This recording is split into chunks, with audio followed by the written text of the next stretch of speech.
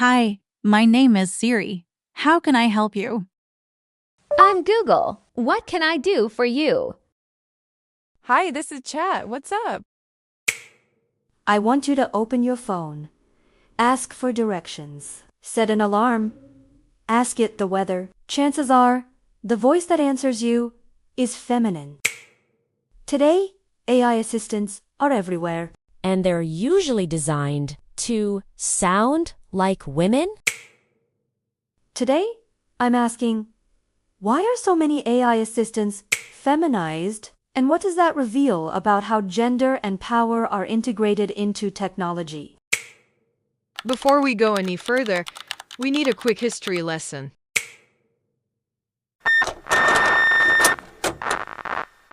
Meet Eliza, one of the world's first chatbots. The connection between gender and AI did not begin with Siri or Alexa. It began with Eliza. Eliza was a simple, text-based program that mimicked a therapist by reflecting the user's words back at them. It wasn't intelligent. It wasn't empathetic. But it felt like it was. The 99% Invisible episode titled The Eliza Effect describes a fascinating phenomenon. Even when people knew Eliza was just running scripts, they still felt understood. They felt cared for.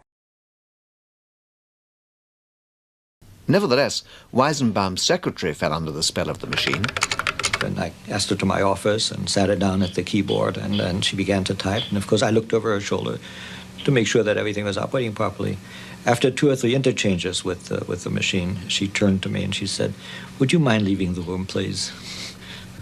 The Eliza effect displays something fundamentally deep about human behavior. We are ready to attribute personality, depth, and sometimes even gender to machines that only mirror us. This psychological vulnerability becomes even more powerful when modern AI systems are given feminine voices and identities that make them feel warm, helpful, and safe.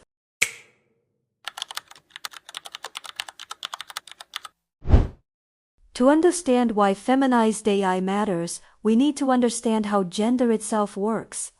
Philosopher Judith Butler argues that gender isn't an inner truth we simply express. It's something we do over and over again through behavior, language, and the roles we play.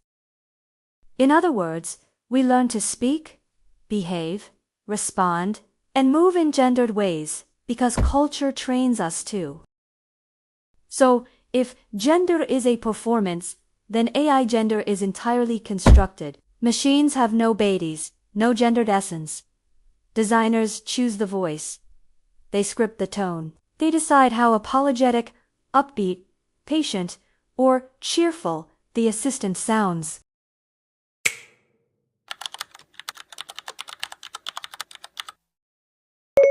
One of the strongest examples of feminized AI is Siri, Apple's digital assistant. For years, Siri's default voice was feminine in every region, and the persona was written to sound friendly, patient, and endlessly helpful. Siri's design relies on traits culturally associated with femininity. Siri constantly says, "I'm sorry," softens commands, and frames responses gently. These qualities mirror the emotional labor historically expected of women, being patient and agreeable. From a theoretical perspective, Siri is performing a gender. As Butler argues, gender is created through repeated behaviors, and Siri's scripted apologies are a digital performance of femininity.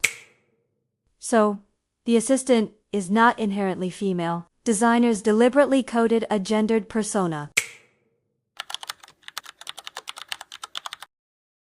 Siri displays how AI systems can reproduce cultural gender norms. This is not accidental. This is by design.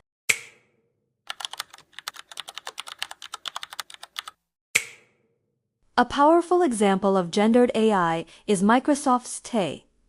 In 2016, Microsoft released Tay, a chatbot designed to sound like a friendly teenage girl. Originally, Tay was friendly, curious, and eager to interact with people online.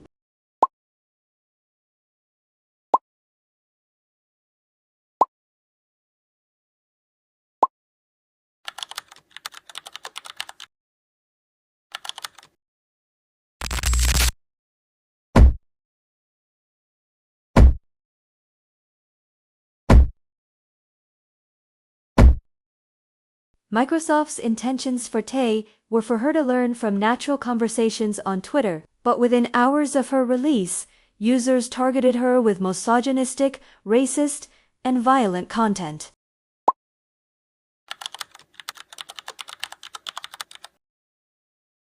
Tay didn't become harmful on her own. The online hostility she received mirrors the hostility young women regularly face in digital spaces.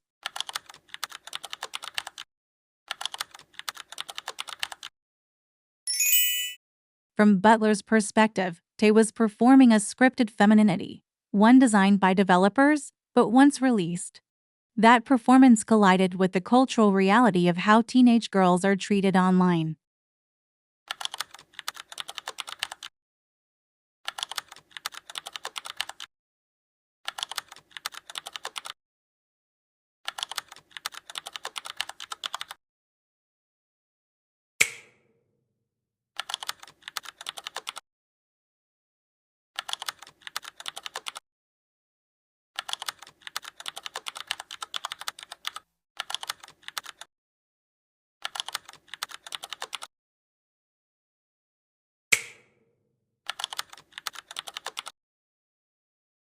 At its core, the main idea of this video is simple. AI does not simply function, it performs. When we give AI a feminine voice, we embed cultural expectations of gender into the technology we use every day.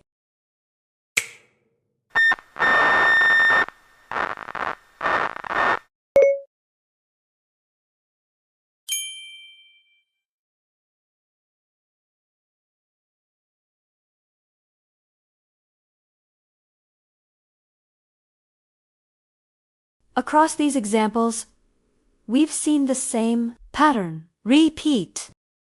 With Eliza, people projected empathy and emotional labor onto a simple script, revealing our readiness to humanize and gender machines. With Siri, we saw femininity deliberately coded into an obedient, gentle assistant. And lastly, with Tay, we saw what happens when a feminized AI steps outside of those expectations and encounters the same hostility directed at real women.